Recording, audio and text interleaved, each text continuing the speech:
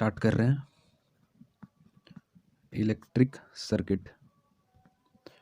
तो electric circuit को समझने के लिए पहले हमें फ्री इलेक्ट्रॉन्स का कॉन्सेप्ट समझना पड़ेगा, तभी हम लोग इलेक्ट्रिक सर्किट को अच्छे से समझ सकते हैं। तो पहले फ्री इलेक्ट्रॉन समझ लेते हैं कि फ्री इलेक्ट्रॉन्स होता क्या है। तो देखो, फ्री इलेक्ट्रॉन्स सिर्फ मेटल्स में ही प्रेजेंट होते हैं और नॉन मेटल्स में ये एब्सेंट होते हैं। नॉन मेटल्स में ये एब्सेंट होते हैं। तो फ्री इलेक्ट्रॉन्स जो है वो सिर्फ मेटल में ही प्रेजेंट होंगे और नॉन मेटल्स में ये एब्सेंट होते हैं। तो अब हम लोग देखते हैं कि ये मेटल में प्रेजेंट क्यों होते हैं और ये नॉन मेटल्स में प्रेजेंट क्यों नहीं होते हैं। वाई मेटल्स में ही प्रेजेंट होते हैं और वाई नॉन मेटल्स में क्यों प्रेजेंट नहीं होते हैं, इसका आंसर हम लोग देखेंगे। तो देखो, जो मेटल का एटम होता है वो साइज में बड़ा होता है नॉन मेटल के कंपैरिजन में। नॉन मेटल का एटम मेटल के एटम से छोटा होता है। तो ये देखो, मेटल का एटम है, ये उसका न्यूक्लियस है और ये ऑर्बिट है। न्यूक्लियस के चारों तरफ ऑर्बिट होते हैं और ये उसका ऑर्बिट है और ये नॉन मेटल है। तो नॉन मेटल का एटम देखते हैं, तो ये न्यूक्लियस है और इस न्यूक्लियस के चारों तरफ ऑर्बिट होते हैं। तो देखो, मेटल का एटम नॉन मेटल के एटम से बड़ा होता है और नॉन मेटल का एटम मेटल एटम के हिसाब से छोटा होता है और इसके चारों तरफ इलेक्ट्रॉन रिवॉल्व करते हैं। इसके चारों तरफ इलेक्ट्रॉन रिवॉल्व करते हैं।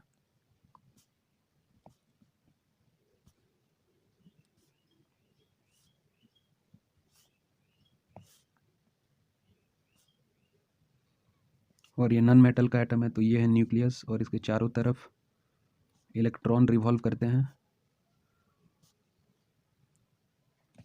तो देखो, ये न्यूक्लियस है और न्यूक्लियस के पास होता है प्रोटॉन और न्यूट्रॉन। तो प्रोटॉन मतलब पॉजिटिव चार्ज और न्यूट्रॉन मतलब ज़ीरो चार्ज। तो प्रोटॉन है मतलब इसके पास है पॉजिटिव चार्ज और ये है इलेक्ट्रॉन, तो इलेक्ट्रॉन के पास होता है नेगेटिव चार्ज। इलेक्ट्रॉन के पास होता है नेगेटिव चार्ज। तो पॉजिटिव चार्ज और नेगेटिव चार्ज दोनों अपोजिट चार्जेस हो गए। इस कारण ये दोनों अट्रैक्ट करते हैं। मतलब यहाँ पे जो प्रोटॉन है वो इस इलेक्ट्रॉन को पकड़ के रखा है, इस इलेक्ट्रॉन को भी पकड़ के रखा है, इस इलेक्ट्रॉन को भी पकड़ के रखा है। उसी तरह इन सारे इलेक्ट्रॉन को ये प्रोटॉन होल्ड करके रखा है, मतलब पकड़ के रखा है। लेकिन जो लास्ट ऑर्बिट में इलेक्ट्रॉन है, देखो ये है लास्ट ऑर्बिट, इन सारे को ऑर्बिट बोलते हैं। तो ये है लास्ट ऑर्बिट और इस लास्ट ऑर्बिट में ये जो इलेक्ट्रॉन है क्योंकि डिस्टेंस प्रोटॉन यहाँ पे और इलेक्ट्रॉन यहाँ है, मतलब डिस्टेंस देखो बहुत ज़्यादा है। तो इस कारण इन दोनों में फोर्स ऑफ अट्रैक्शन बहुत कम होता है। प्रोटॉन और इलेक्ट्रॉन में फोर्स ऑफ अट्रैक्शन बहुत कम होता है। प्रोटॉन के पास होता है पॉजिटिव चार्ज और इलेक्ट्रॉन के पास होता है नेगेटिव चार्ज। तो पॉजिटिव और नेगेटिव एक दूसरे को अट्रैक्ट करते हैं। तो ये प्रोटॉन और ये इलेक्ट्रॉन, ये इसका डिस्टेंस और इसका डिस्टेंस बहुत ज़्यादा है। इस कारण इसका और इसके बीच फोर्स ऑफ अट्रैक्शन बहुत कम होता है, लेस फोर्स ऑफ अट्रैक्शन। तो अगर इस एटम को हम लोग हीट दें, तो ये वाला इलेक्ट्रॉन बाहर निकल जाएगा। तो देखो, हम लोग का एनवायरनमेंट में हीट पहले से ही प्रेजेंट होता है। अगर विंटर सीजन में देखें तो विंटर सीजन में लगभग टेम्परेचर होता है 9 से 10 डिग्री सेल्सियस और इतने कम हीट में भी ये इलेक्ट्रॉन निकल सकता है। इस कारण होता है कि ये इलेक्ट्रॉन निकल जाता है और इस ऑर्बिट से जो इलेक्ट्रॉन निकलता है इसी को हम लोग बोलते हैं फ्री इलेक्ट्रॉन। फ्री इलेक्ट्रॉन्स, एक है तो इलेक्ट्रॉन, अगर बहुत सारे हैं तो इलेक्ट्रॉन्स। तो इस कारण ये फ्री इलेक्ट्रॉन इस ऑर्बिट से यहाँ पे निकल गया, तो इसको हम लोग बोलते हैं फ्री इलेक्ट्रॉन। तो देखो, नॉन मेटल में ये फ्री इलेक्ट्रॉन नहीं निकलता है क्योंकि ये है न्यूक्लियस, इसके पास है प्रोटॉन और न्यूट्रॉन। प्रोटॉन मतलब पॉजिटिव चार्ज और न्यूट्रॉन मतलब ज़ीरो चार्ज।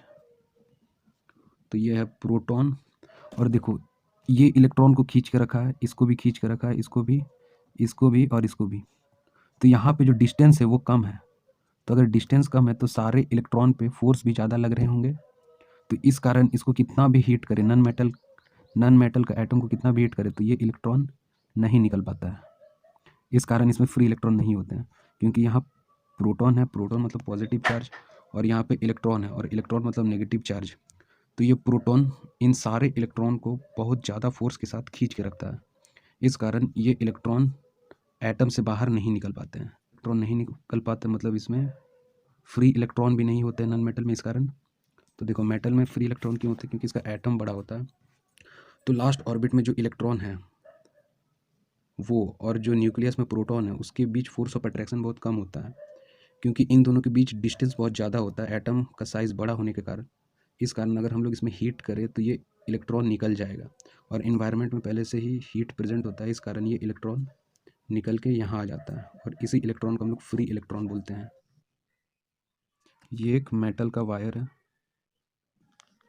तो ये अगर मेटल का वायर है मतलब इसमें फ्री इलेक्ट्रॉन्स भी प्रेजेंट होंगे। हम लोग देखे थे कि मेटल में फ्री इलेक्ट्रॉन्स प्रेजेंट होते हैं, फ्री इलेक्ट्रॉन्स।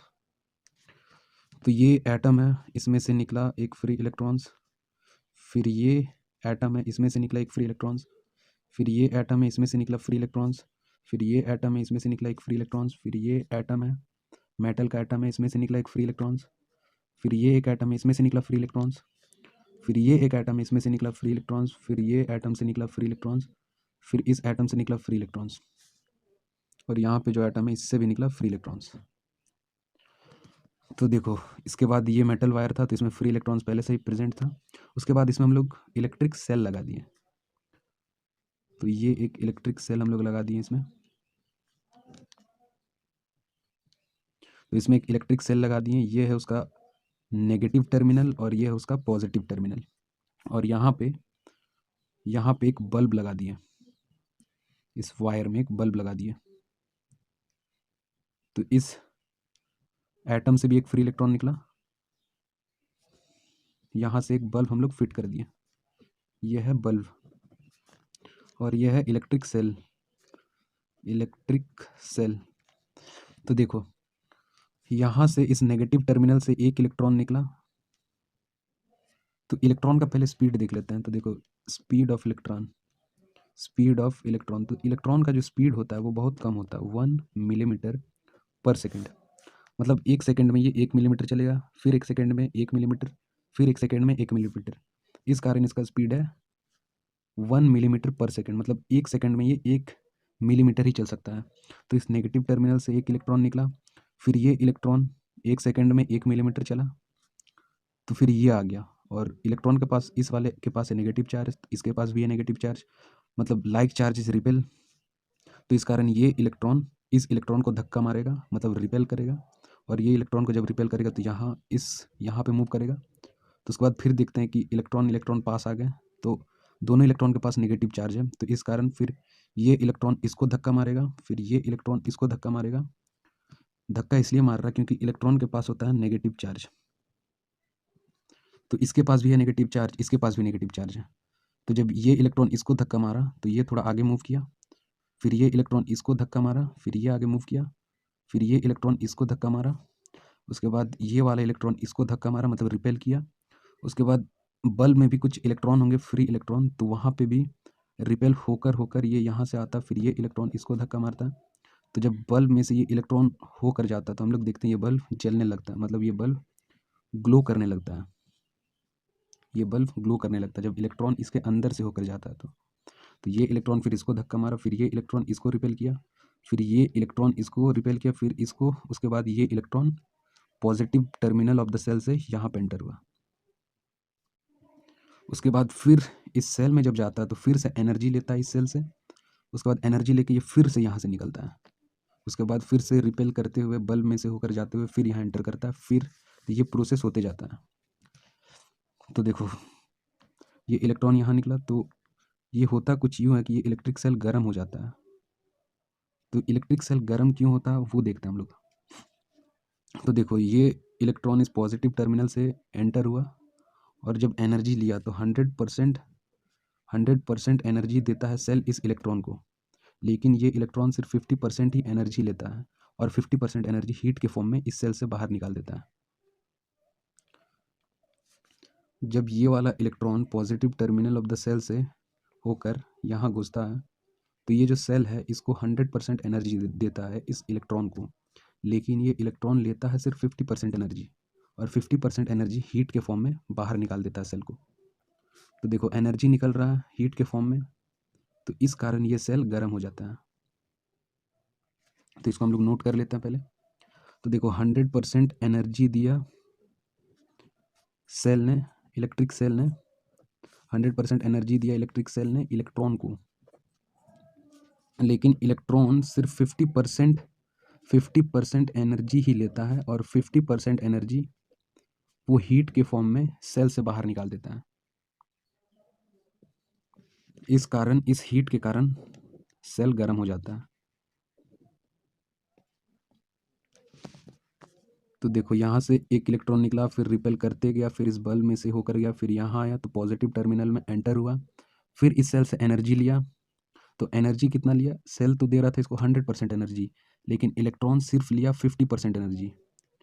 50% एनर्जी लिया और 50% एनर्जी इस सेल से बाहर निकल गया हीट के फॉर्म में। तो हीट के फॉर्म में निकला मतलब इस ये जो सेल है वो गर्म हो जाएगा, इस कारण सेल गर्म हो जाता है।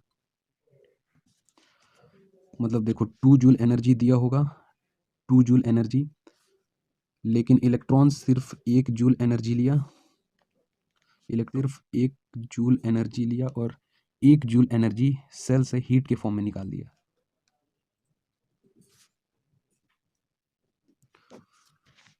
ये सेल मान लो दिया होगा 2 जूल एनर्जी, लेकिन इलेक्ट्रॉन लिया सिर्फ 1 जूल ऑफ एनर्जी, और 1 जूल ऑफ एनर्जी हीट के फॉर्म में सेल से बाहर निकाल दिया। तो हीट के फॉर्म में सेल से बाहर निकला, इस कारण सेल गर्म हो जाता है। तो देखो अब तुम लोग को इलेक्ट्रिक सर्किट डेफिनेशन समझ में आ जाएगा। तो अब डेफिनेशन देख लेते हैं इलेक्ट्रिक सर्किट का। इलेक्ट्रिक सर्किट इलेक्ट्रिक सर्किट का डेफिनेशन देखते हैं। तो क्लोज्ड एंड कंटिन्यूअस। तो देखो इसके बाद तुम लोग को इलेक्ट्रिक सर्किट का डेफिनेशन समझ में आ जाएगा। तो इलेक्ट्रिक सर्किट का डेफिनेशन देख लेते हैं। Closed end continuous path through which current, या फिर हम लोग इलेक्ट्रॉन्स भी बोल सकते हैं, थ्रू विच करंट फ्लोज। तो इलेक्ट्रिक सर्किट क्या होता है, क्लोज्ड एंड कंटिन्यूअस पाथ। तो देखो ये क्लोज्ड पाथ है और कंटिन्यूअस भी है, क्लोज्ड भी है और कंटिन्यूअस भी है। तो क्लोज्ड पाथ तो है ही, पाथ मतलब होता है रास्ता, तो ये क्लोज्ड रास्ता है और कंटिन्यूअस भी है। यहाँ से इलेक्ट्रॉन निकला फिर इस सेल में से होकर गया, मतलब ये कंटिन्यूअस हुआ। तो इसलिए closed end continuous path through which current और इलेक्ट्रॉन्स फ्लोज, उसी को हम लोग बोलते हैं इलेक्ट्रिक सर्किट। तो देखो करंट का डायरेक्शन अलग होता है और इलेक्ट्रॉन का डायरेक्शन अलग होता है। तो करंट का डायरेक्शन होता है positive terminal of the cell to negative terminal of the cell. तो देखो करंट का डायरेक्शन ये होता है, करंट डायरेक्शन, और इलेक्ट्रॉन का डायरेक्शन ये होता है, इलेक्ट्रॉन डायरेक्शन। दोनों अपोजिट डायरेक्शन में मूव करते हैं। करंट का ये वाला डायरेक्शन होता है, यहाँ से निकलेगा करंट, फिर यहाँ, फिर यहाँ, फिर यहाँ एंटर करेगा, लेकिन इलेक्ट्रॉन इसके जस्ट अपोजिट मूव करता है, यहाँ से निकलेगा फिर ऐसे। अब देखो टाइप्स ऑफ इलेक्ट्रिक सर्किट पे बात करते हैं। तो इसके दो ही टाइप्स हैं, पहला है ओपन सर्किट और दूसरा है क्लोज्ड सर्किट। तो पहले हम लोग ओपन सर्किट देख लेते हैं कि ओपन सर्किट क्या होता है। तो देखो ये इलेक्ट्रिक सेल है, और ये है उसका नेगेटिव टर्मिनल, और ये है उसका पॉजिटिव टर्मिनल, और यहाँ पे बल्ब लगा दिए हैं, बल्ब, और ये है इलेक्ट्रिक सेल। तो पहला टाइप देख रहे हैं हम लोग ओपन सर्किट। तो देखो यहाँ पे जो पाथ है या फिर रास्ता है, यहाँ पे जो पाथ है वो ओपन है, इस कारण हम लोग इसे ओपन सर्किट बोलते हैं। ये रास्ता ओपन है, यहाँ से ये रास्ता जो है, ये पाथ जो है वो ओपन है, मतलब खुला हुआ है, इस कारण इसे हम लोग ओपन सर्किट बोलते हैं। तो देखो ये मेटल वायर है, ये है मेटल वायर। तो ये मेटल वायर है, मतलब इसमें फ्री इलेक्ट्रॉन्स भी प्रेजेंट होंगे। तो देखो इस एटम से निकला ये एक फ्री इलेक्ट्रॉन्स, फिर इस एटम से निकला ये फ्री इलेक्ट्रॉन्स, फिर इस एटम से निकला, फिर इससे निकला, फिर इससे निकला, फिर इससे निकला, फिर इस एटम से एक फ्री इलेक्ट्रॉन निकला, फिर इस एटम से इलेक्ट्रॉन निकला, फिर इससे फ्री इलेक्ट्रॉन निकला। और ये जो बल्ब है वो भी मेटल का ही होता है, तो बल्ब में भी फ्री इलेक्ट्रॉन्स होंगे। तो इस एटम से निकला फ्री इलेक्ट्रॉन्स, फिर इस एटम से निकला फ्री इलेक्ट्रॉन्स, फिर इस एटम से निकला फ्री इलेक्ट्रॉन्स, फिर इसमें से निकला फ्री इलेक्ट्रॉन्स, फिर इसमें से निकला फ्री इलेक्ट्रॉन्स, फिर इसमें से फ्री इलेक्ट्रॉन्स, फिर इसमें से फ्री इलेक्ट्रॉन्स। तो देखो इस सेल में से एक इलेक्ट्रॉन निकलेगा, इस सेल में से एक इलेक्ट्रॉन निकलेगा, और इलेक्ट्रॉन का स्पीड कितना होता है? तो speed of electron is equal to 1 millimetre per second. मतलब 1 सेकेंड में ये 1 मिलीमीटर चलेगा, फिर दूसरे सेकेंड में ये 1 मिलीमीटर चलेगा। तो इलेक्ट्रॉन का स्पीड बहुत कम होता है, इलेक्ट्रॉन का स्पीड बहुत कम होता है। तो इस टर्मिनल नेगेटिव टर्मिनल से ये एक इलेक्ट्रॉन निकला, फिर इसको रिपेल किया मतलब धक्का मारा, फिर इसको रिपेल किया मतलब धक्का मारा, फिर इसको रिपेल, फिर इसको रिपेल, फिर इसको रिपेल, फिर इसको रिपेल। ओपन है मतलब रास्ता यहाँ पे देखो इलेक्ट्रॉन का रास्ता नहीं है जाने के लिए।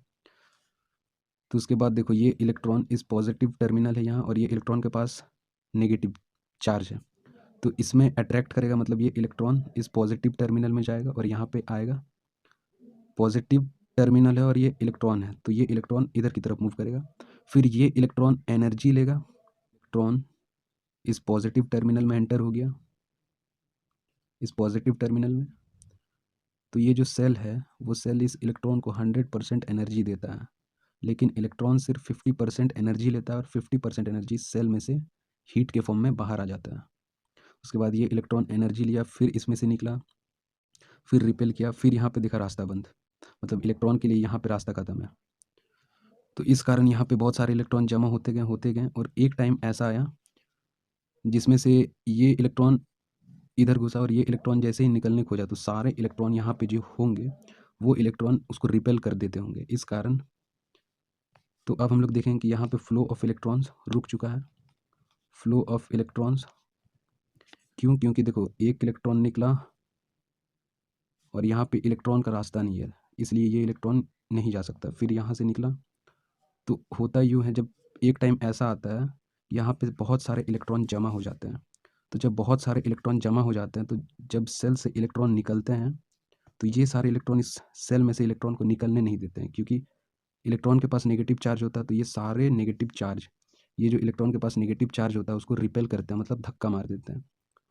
इस कारण इलेक्ट्रॉन का फ्लो रुक जाता है, और इलेक्ट्रॉन का फ्लो रुक जाता है मतलब करंट का फ्लो भी रुक जाता है, करंट का फ्लो भी रुक जाता है। ये कभी फ्लो करता है जब इलेक्ट्रॉन फ्लो करता है, तो इलेक्ट्रॉन का फ्लो स्टॉप हो जाता है, इस कारण करंट का भी फ्लो स्टॉप हो जाता है। तो इस कारण हम लोग देखते हैं ओपन सर्किट में करंट नहीं होता है, तो ओपन सर्किट में नो करंट। तो देखो इसको रिप्रेजेंट कैसे करते हैं हम लोग, उसे देख लेते हैं। तो ये सेल है पॉजिटिव, देखो सेल को हम लोग इस तरीके से रिप्रेजेंट करते हैं, और ये है वायर, और ये है उसका नेगेटिव टर्मिनल। जो बड़ा वाला डंडा होगा वो पॉजिटिव टर्मिनल को रिप्रेजेंट करेगा, और जो छोटा वाला डंडा होगा वो नेगेटिव टर्मिनल को रिप्रेजेंट करेगा। और यहाँ पे बल्ब लगा हुआ था, तो ये बल्ब यहाँ पे ऐसे लगा होगा। तो यहाँ से इलेक्ट्रॉन निकला ये, और ये रिप्रेजेंट करता है वायर को, मेटल वायर, मेटल वायर।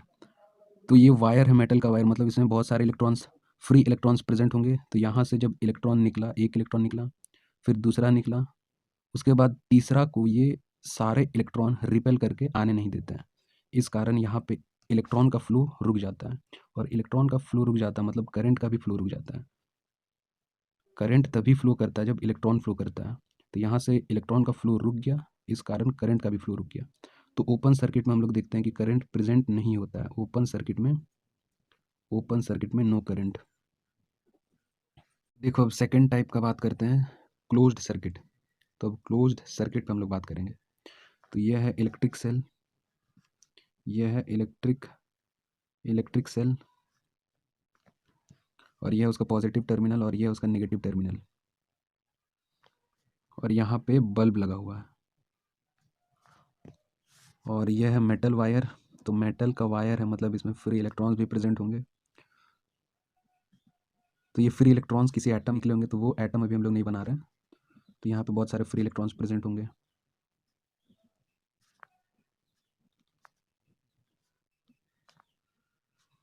और देखो ये फ्री इलेक्ट्रॉन्स किसी एटम में से निकले होंगे, तो वो एटम कभी नहीं बना रहे हैं। तो ये मेटल वायर है, तो इसमें बहुत सारे फ्री इलेक्ट्रॉन्स होंगे, और इसको हम लोग बोलते हैं नॉब। तो देखो पहले रास्ता जो था वो ओपन था, यहाँ से पहले ओपन था, तो हम लोग इस नॉब को यहाँ पे डाल दिए। तो इस नॉब को जैसे हम लोग यहाँ पे डालें तो ये जो रास्ता था वो क्लोज्ड हो गया। अब तो ये जो रास्ता था अब ये क्लोज्ड हो गया, क्लोज्ड पाथ।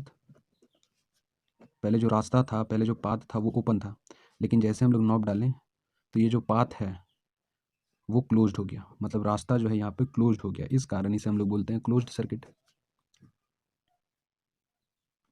Closed circuit. तो देखो फिर से इस सेल में से इलेक्ट्रॉन निकलेगा और इलेक्ट्रॉन का स्पीड होता है 1 मीटर/सेकेंड। तो यहाँ से इलेक्ट्रॉन निकला, फिर इसको रिपेल किया, मतलब धक्का मारा, फिर इसको धक्का मारा, फिर इसको धक्का मारा, फिर इसको, फिर इसको, फिर इसको, फिर इसको, फिर यहाँ आया इलेक्ट्रॉन। तो देखो इलेक्ट्रॉन का रास्ता बन गया जाने का। ओपन सर्किट में इलेक्ट्रॉन का रास्ता बंद था, लेकिन ये क्लोज्ड सर्किट है। तो क्लोज्ड सर्किट में ये भी मेटल का बना होता है, तो क्लोज्ड सर्किट में इस कारण ये इलेक्ट्रॉन मूव कर सकता है। तो ये इलेक्ट्रॉन इस नॉब में से होकर यहाँ आता है, ये इलेक्ट्रॉन नॉब में से होकर यहाँ आता है, फिर ये इस इलेक्ट्रॉन को धक्का मारता है, फिर इसको धक्का मारता है, फिर इसको, फिर इस बल्ब में से होकर इलेक्ट्रॉन जाता है धक्का मारते मारते। ये मेटल का बना होता है बल्ब, तो इसमें भी फ्री इलेक्ट्रॉन्स होंगे। तो ये इलेक्ट्रॉन इसको धक्का मारेगा, फिर इसको धक्का मारेगा, फिर यहाँ। तो जब इलेक्ट्रॉन इस बल्ब में से होकर जाता है तो हम लोग देखते हैं कि ये बल्ब जलने लगता है, बल्ब जलने लगता है। तो फिर इलेक्ट्रॉन यहाँ आया, फिर ये इलेक्ट्रॉन पॉजिटिव टर्मिनल में जाएगा, इलेक्ट्रॉन पॉजिटिव टर्मिनल में जाएगा। तो ये जो सेल है उसको 100% एनर्जी देगा, लेकिन इलेक्ट्रॉन सिर्फ 50% एनर्जी ही लेगा, और 50% एनर्जी हीट के फॉर्म में इस सेल से बाहर निकल जाएगा। तो हीट के फॉर्म में एनर्जी निकला सेल्स के बाहर, मतलब ये सेल समय के साथ साथ गर्म हो जाएगा, मतलब इस सेल का टेम्परेचर बढ़ जाएगा, टेम्परेचर बढ़ जाएगा। तो देखो इसको हम लोग रिप्रेजेंट कैसे करते हैं। तो ये सेल का नेगेटिव टर्मिनल है और ये सेल का पॉजिटिव टर्मिनल में। तो जो बड़ा वाला डंडा होगा वो सेल का पॉजिटिव टर्मिनल होगा, और जो छोटा वाला डंडा होगा वो सेल का नेगेटिव टर्मिनल होगा। और ये है वायर, और यहाँ पे है बल्ब। तो देखो इसको हम लोग रिप्रेजेंट कुछ इस तरीके से करते हैं। तो ये हो गया सेल, ये हो गया बल्ब, और देखो यहाँ पे नॉब डालें तो इसको अगर हम लोग इधर से देखें, इस साइड से हम लोग देखें, इस साइड से हम लोग देखें, नीचे से देखें, तो इसको हम लोग कुछ इस तरीके से देख सकते हैं, इस तरीके से। तो इस कारण जब इसको हम लोग इस तरीके से रिप्रेजेंट करते हैं, क्योंकि इसको अगर हम लोग नीचे से देखें तो ये इस तरीके से दिखेगा। तो इस कारण इसको हम लोग इस सिंबल से रिप्रेजेंट करते हैं। तो क्लोज्ड सर्किट में करंट फ्लो होगा। इंपॉर्टेंट क्वेश्चन देख रहे हैं, एक इंपॉर्टेंट क्वेश्चन देख रहे हैं, difference between open and closed circuit, open and closed circuit. ये 2009 का क्वेश्चन है, board exam, CBSE board exam. तो ओपन सर्किट और क्लोज्ड सर्किट में हम लोग डिफरेंस देख रहे हैं। तो ये है ओपन सर्किट, ओपन सर्किट, और यहाँ पे है closed circuit, closed circuit, open और क्लोज्ड सर्किट। तो पहले ओपन सर्किट बना लेते हैं। तो यहाँ पे बल्ब है और यहाँ पे रास्ता ओपन है, और यह है नेगेटिव टर्मिनल, और यह है पॉजिटिव टर्मिनल, और यहाँ से, और यह वायर यहाँ से कनेक्टेड है, और यह है बल्ब, और यह है पॉजिटिव टर्मिनल, यह है नेगेटिव टर्मिनल। तो देखो ओपन सर्किट बना लिया और क्लोज्ड सर्किट बना लिया। तो ये बड़ा वाला डंडा सेल का पॉजिटिव टर्मिनल, और ये सेल का नेगेटिव टर्मिनल, और यह है बल्ब, और यहाँ से रास्ता ओपन है। और क्लोज्ड सर्किट, ये सेल है, ये बल्ब है, और ये इसको वायर बोलते हैं, wire, metal wire, metal wire, metal wire. तो देखो यहाँ पे रास्ता पहले ओपन था, तो जब हम लोग नॉब को यहाँ पे डालें, नॉब को डालें और उसको अगर ऊपर से हम लोग देखें तो इस तरीके से दिखेगा। तो इस कारण इसे हम लोग इस रिप्रेजेंट करते हैं। और इसका मतलब स्विच भी होता है, इसका मतलब होता है स्विच। तो इसका मतलब स्विच ऑफ, इसका मतलब स्विच ऑन। तो देखो अब डिफरेंस देख लेते हैं। पहला डिफरेंस, ये इलेक्ट्रॉन यहाँ से निकला और रुक गया, इलेक्ट्रॉन निकला और यहाँ पे रुक गया, मतलब ये जो पाथ है वो डिसकंटिन्यूअस है, डिसकंटिन्यूअस है, डिसकंटिन्यूअस पाथ। यहाँ से रास्ता जो है ओपन है, मतलब यहाँ पे रास्ता खुला हुआ है। और देखो मतलब इलेक्ट्रॉन यहाँ से निकला, लेकिन इलेक्ट्रॉन निकला, लेकिन यहाँ से इलेक्ट्रॉन नहीं जा सकता, क्योंकि यहाँ पे वायर ख़त्म है, मतलब यहाँ वायर का एंडिंग है, इसलिए मतलब इसे हम लोग बोलेंगे डिसकंटिन्यूअस पाथ, और इसे हम लोग बोलेंगे कंटिन्यूअस पाथ, कंटिन्यूअस पाथ।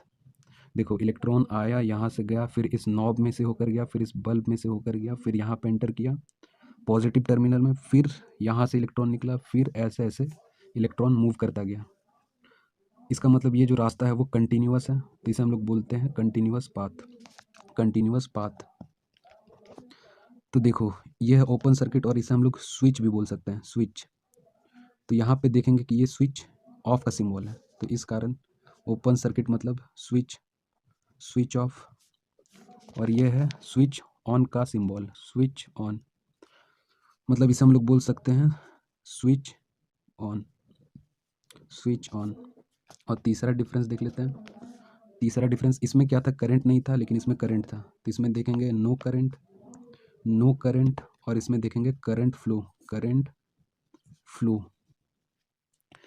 पहला देखें discontinuous path, continuous path, switch off, switch on. और अगर इसमें स्विच ऑफ है, स्विच ऑफ है तो करंट भी नहीं होगा, इसलिए नो करंट। और यहाँ पे स्विच ऑन है, स्विच अगर ऑन है तो इसमें करंट फ्लो होगा। देखो यहाँ से इलेक्ट्रॉन निकला, रुक गया इलेक्ट्रॉन, इलेक्ट्रॉन का जाने का रास्ता नहीं है, इस कारण इलेक्ट्रॉन का फ्लो बंद, तो करंट का फ्लो भी बंद। और यहाँ पे देखो इलेक्ट्रॉन फ्लो कर रहा है यहाँ से यहाँ, तो इलेक्ट्रॉन फ्लो कर रहा है मतलब करंट भी फ्लो कर रहा है, इस कारण करंट फ्लो।